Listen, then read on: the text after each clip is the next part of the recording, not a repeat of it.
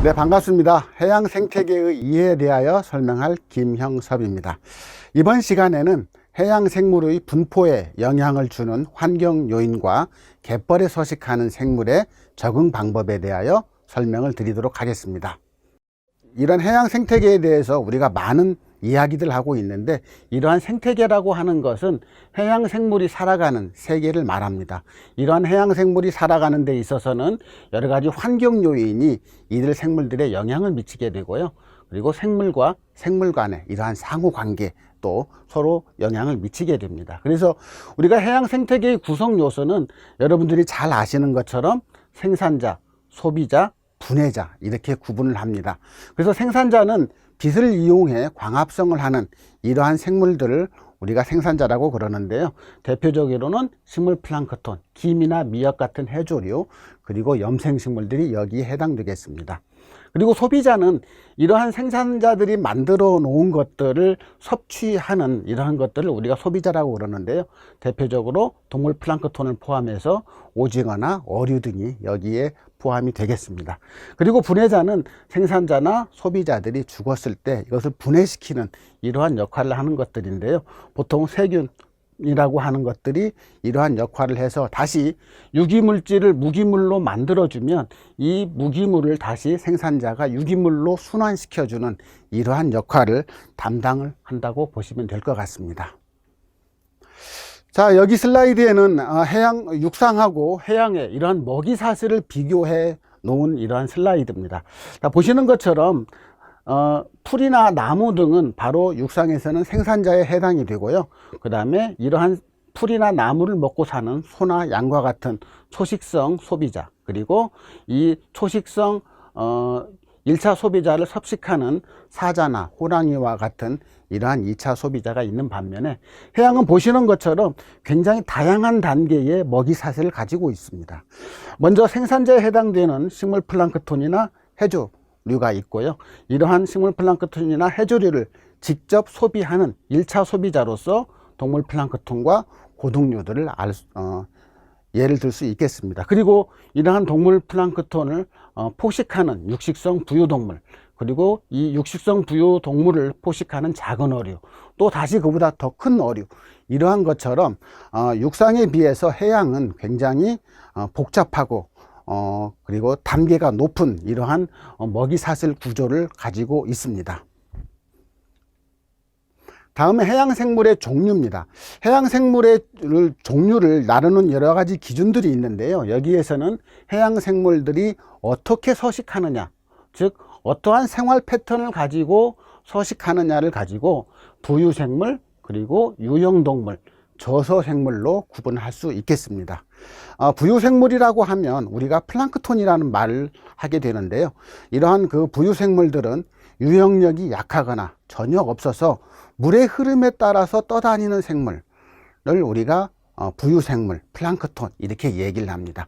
이러한 그 부유생물에는 광합성을 하는 식물 플랑크톤과 이러한 식물 플랑크톤을 포식하는 동물 플랑크톤, 물론 여기 유형동물이나 저서동물에 해당되는 난이나 유생들도 결국은 어렸을 적에는 이러한 그 플랑크톤 생활을 하게 됩니다. 그래서 실제로 이러한 부유생물이라고 하는 것 자체는 육상에서는 존재하지 않는 이러한 하나의 생태학적인 분류군이라고 보시면 될 것 같습니다.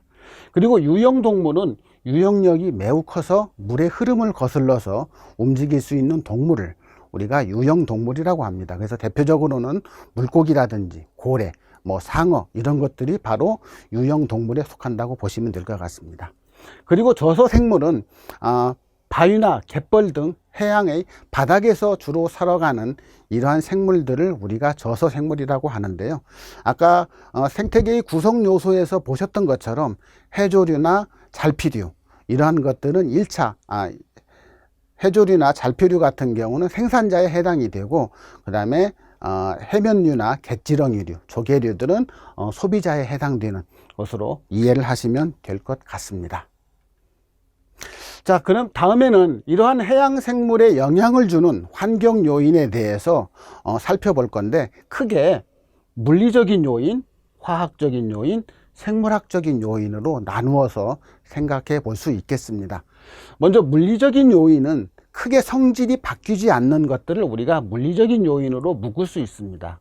여기서 보시는 것처럼 해수의 유동, 빛, 그리고 수온이나 기온, 파도의 세기, 노출 시간, 기질의 유형, 즉 바위로 되어 있느냐, 모래로 되어 있느냐, 뻘로 되어 있느냐, 이런 것을 가지고 구분할 수 있습니다. 물론 이들 중에서 그러면 어떤 게 가장 중요할까요? 라고 하는 이러한 궁금증이 생기게 되는데요. 저는 그 중에 해수의 유동과 빛이 다른 요인들 중에 비해서 더 중요하다고 이렇게 말을 해드릴 수 있을 것 같습니다. 이 해수의 유동은 결국은 우리가 해류라든지 조류에 따라서 물이 흐르게 되는데요. 이러한 것들은 여기서 말씀드렸던 화학적인 요인, 그리고 생물학적 요인들을 좌우할 수 있는 이러한 요인이 되겠습니다. 그리고 빛은 바로 광합성을 하는, 즉 생산자 역할을 하는 해조류나 식물 플랑크톤이 유기물을 만들 수 있는 이런 역할을 해주기 때문에 빛에 대한 중요성을 저는 강조하고 싶습니다.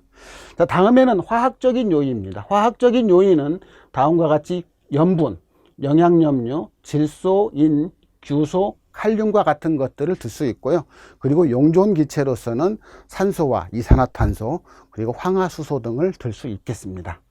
다음은 생물학적인 요인으로서 이것은 생물 상호 간의 역할을 하는 것으로 피식과 포식, 즉 잡아먹느냐 잡아먹히느냐라고 하는 이러한 관계, 그리고 경쟁, 즉 여기에는 먹이 경쟁과 공간 경쟁이 있을 수 있겠습니다. 다음에는 이러한 그 생물들을 죽이는 기생충이나 세균과 같은 이러한 질병 요인이 여기에 해당된다고 볼 수 있겠습니다. 그래서 여기서 보시는 것처럼 어떠한 해양 생물이 살아가는 데 있어서 물리적인 요인과 화학적인 요인, 생물학적 요인이 서로 상호 연관되어서 작용을 한다라고 보시면 될 것 같습니다. 다음은 해류의 흐름입니다. 즉 우리나라에서 어떤 그 해류가 영향을 미치는지에 대해서 먼저 알아볼 것 같으면 파란색으로 된 것이 한류, 즉 차가운 물이 되고요.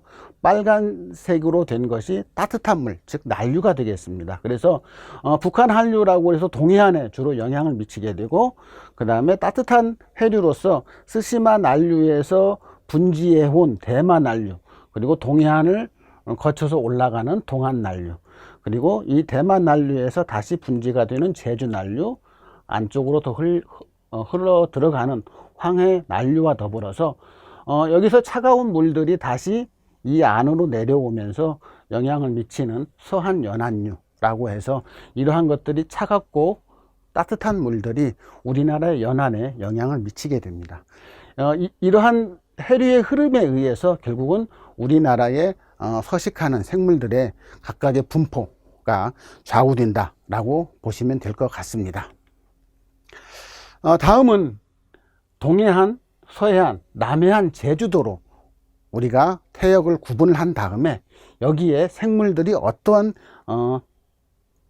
특성을 가지고 분포하는지, 그리고 여기서 보시는 것처럼 수심이라든지 수온차, 그 다음에 해안선, 기질, 간만의 차와 같은 이러한 물리화학적인 요인이 어떠한 특징을 보이는지를 표로 나타낸 것입니다.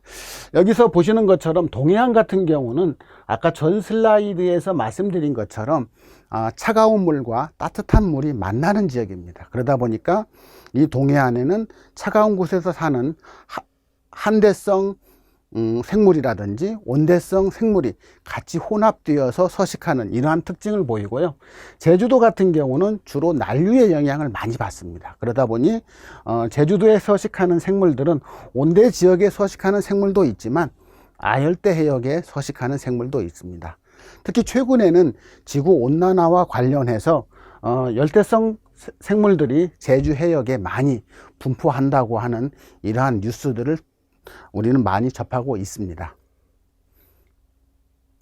다음은 갯벌의 정의와 종류에 대해서 설명드리겠습니다.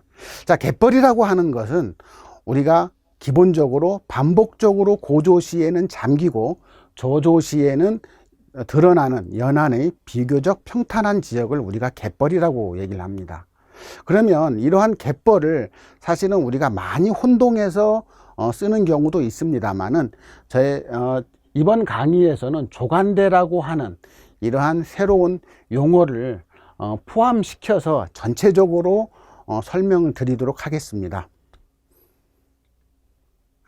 이러한 갯벌이 형성되는 조건으로서 여러 가지가 있습니다만은, 먼저 리하스식 해안으로 인해 리하스식 해안이라고 해서 침식, 하천에 의한 침식에 의해서 생기는 이러한 해안을 우리가 리하스식 해안이라고 그러는데, 이러한 리하스식 해안 등의 지형적인 요인으로 인해서 파도의 힘이 약해야 되고요.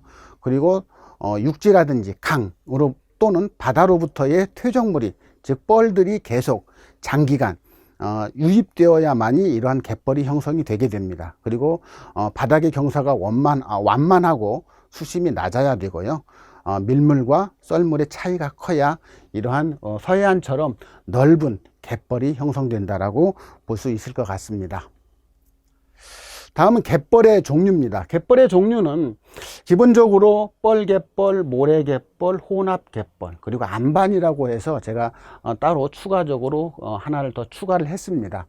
이러한 것들을 나누는 기본적인 기준이 있습니다. 그래서 여기 보시는 것처럼 직경 62.5 마이크로미터, 그리고 직경 2mm, 이렇게 해서 이런 것들은 보통 우리가 그 갯벌을 채취해 와서 건조한 다음에 이걸 이제 채로 치게 됩니다. 그래서 채로 치게 되면 각각의 눈금에 해당되는 것들이 얼마 되는지를 이제 무게를 통해서 측정을 하게 됩니다. 그래서 62.5 마이크로 이하에 해당하는 것들이 90% 이상을 점유할 경우에는 우리가 여기를 뻘갯벌이라고 얘기를 하고요.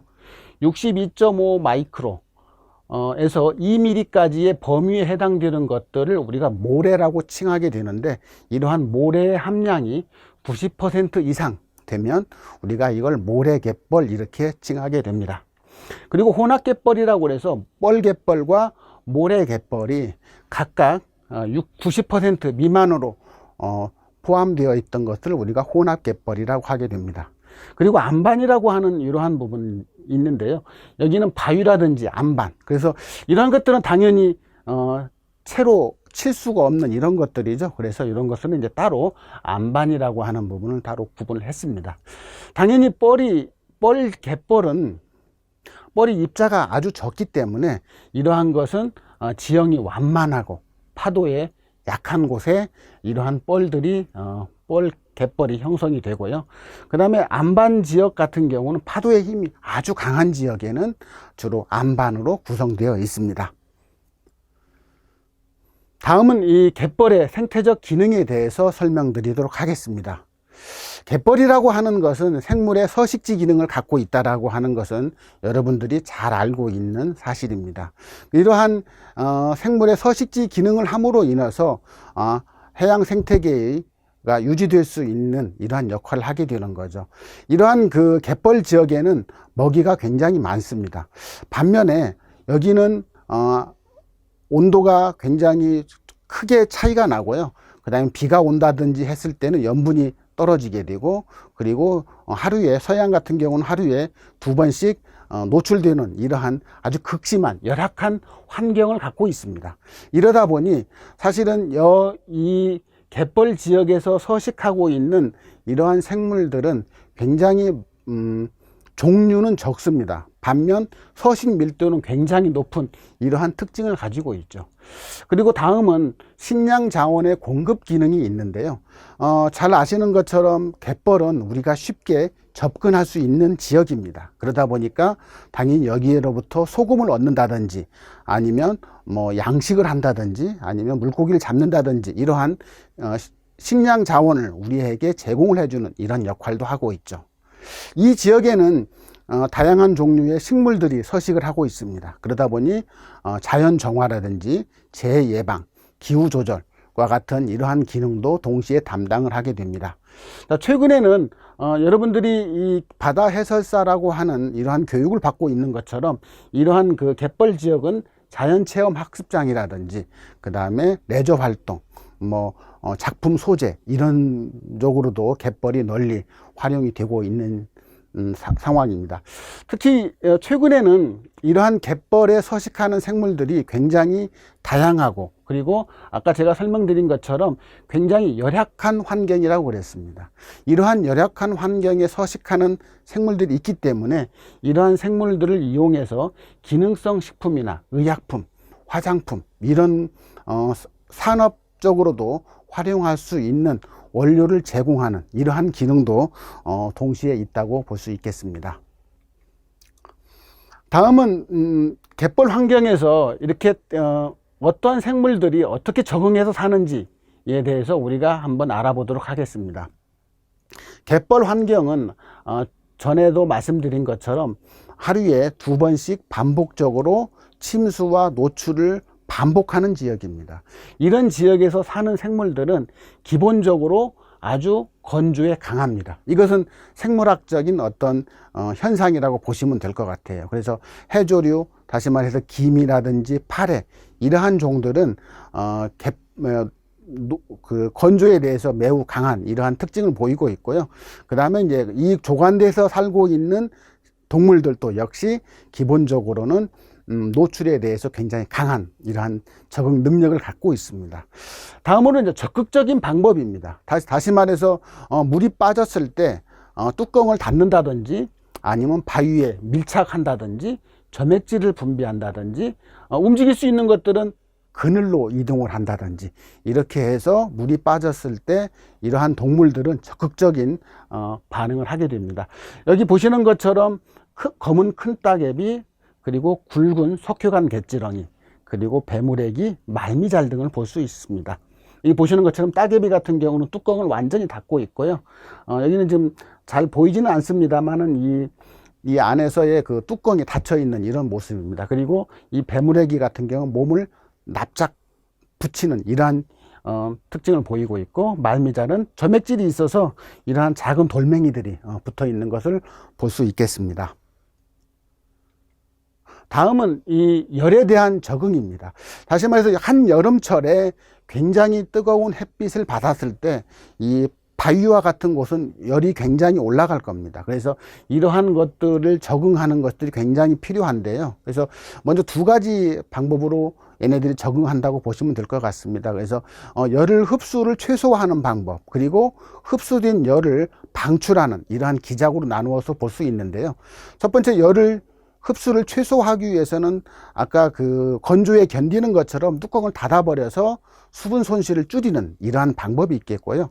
그 다음에 이제 밝은 색의 껍데기를 가져서 반사하는 이러한 역할도 할 수 있겠습니다. 그리고 이제 흡수된 열을 방출하기 위해서는 당연히 이렇게 굉장히 굴곡이 많은 이러한 껍데기를 가짐으로 인해서 열의 방출을 훨씬 원활하게 할 수 있는 이러한 특징을 갖고 있습니다.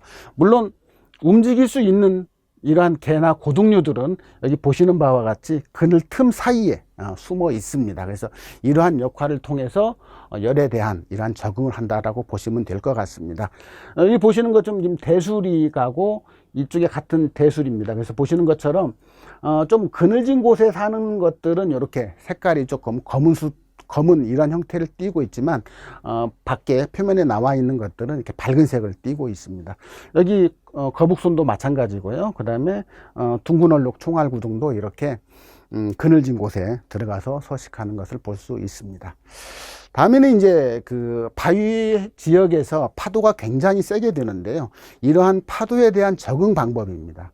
먼저 이 파도에 대한 적응 방법으로서 껍데기가 두껍다든지 아니면 매끈하다든지, 또 한 가지는 표면에 붙는 방법, 그리고 족사를 이용해서 떨어지지 않도록 하는 이러한 방법들도 있습니다. 그리고 또 역시 움직일 수 있는 것들은 당연히 안전한 곳으로 이동을 하게 되겠죠.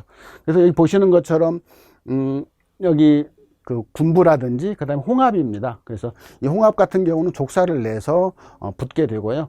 그럼 석회관 갯지렁인데 여기는 몸의 한 면, 역시 굴도 역시 마찬가지고요. 그래서 몸의 한쪽 면을 바위에 딱 밀착을 시켜서 파도에 대해서 적응을 하게 되는 겁니다.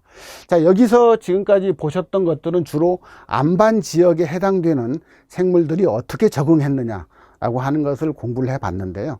사실은 뻘갯벌이나 모래갯벌 이런 지역에 서식하는 애들은 환경이 안 좋으면 굴을 파고 들어가서 살면 간단히 해결되기 때문에 그 부분에 대한 설명은 제가 제외를 했습니다. 자, 여기는 갯벌에 서식하는 해양 보호생물입니다. 그래서 해양수산부에서 개체수가 현저히 감소하거나 아니면 우리나라의 고유종이라든지 아니면 전 세계적으로 보호받고 있는 생물들, 그리고 학술적, 경제적으로 가치가 있는 생물들을 해양 보호생물로 지정해서 관리를 하고 있습니다. 여기 바다 해설사 분들이 주로 갯벌에 나가서 이러한 활동을 하게 될 텐데요.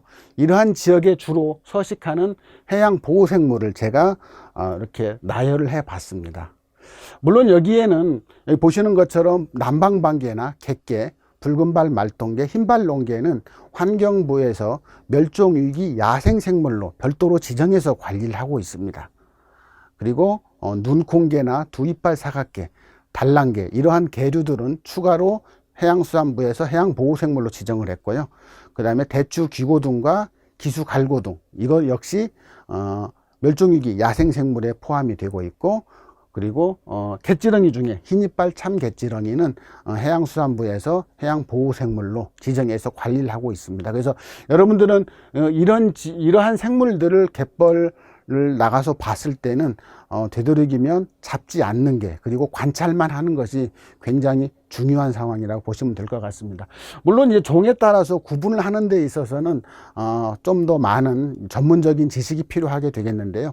이러한 것들은 추가적으로 따로 여러분들이 공부를 하시면 될 것 같습니다. 자, 지금까지 강의한 내용을 간단하게 정리를 해 보도록 하겠습니다. 해양 생태계의 먹이 사슬은 육상 생태계에 비해서 길고 복잡하다라고 하는 것이 복잡하다라고 하는 것이고요. 두 번째로는 여러 가지 환경 요인이 복합적으로 작용해서 해양 생물의 분포 및 생존에 영향을 준다라고 하는 사실입니다. 그리고 세 번째로 우리나라 연안에는 난류와 한류의 영향을 받기 때문에 다양한 해양 생물이 우리 연안에 서식하고 있다는 것을 우리는 알게 되었습니다. 그리고 네 번째로 넓은 갯벌이 형성되기 위해서는 지형적인 영향, 그리고 퇴적물이 지속적으로 그리고 장기적으로 유입되어야만이 넓은 갯벌을 형성하게 되게 됩니다. 다섯 번째로 갯벌은 생물의 서식처로서 그리고 식량 및 다양한 산업용 원료를 제공하는, 그리고 자연 정화 및 재해 예방 기능을 수행할 뿐만 아니라 교육 및 관광지 등으로서 널리 이용되고 있습니다. 그리고 여섯 번째, 갯벌에 서식하는 생물은 종에 따라서 적응 양상이 매우 다양하다는 것을 이번 시간을 통해서 여러분들은 배웠고요. 그리고 마지막으로 갯벌에 서식하는 해양 보호 생물은 남방방개를 포함하여 총 7종으로 구성되어 있고요. 그 다음에 고등류에는 대추 귀고등과 기수갈고등, 그리고 갯지렁이류에는 흰이빨 참갯지렁이들이 있습니다. 그래서 이러한 생물들을 해양수산부 그리고 환경부에서는 멸종위기 야생생물 또는 해양보호생물로 지정해서 관리를 하고 있기 때문에 여러분들 바다 해설사 여러분들이 실제 바다에서 체험 활동을 할 때 저러한 종들을 유심 있게 관찰을 해 보시면 좋을 듯 싶습니다. 예, 이것으로 오늘 해양 생태계의 이해에 대한 수업을 모두 마치도록 하겠습니다. 네, 대단히 감사합니다.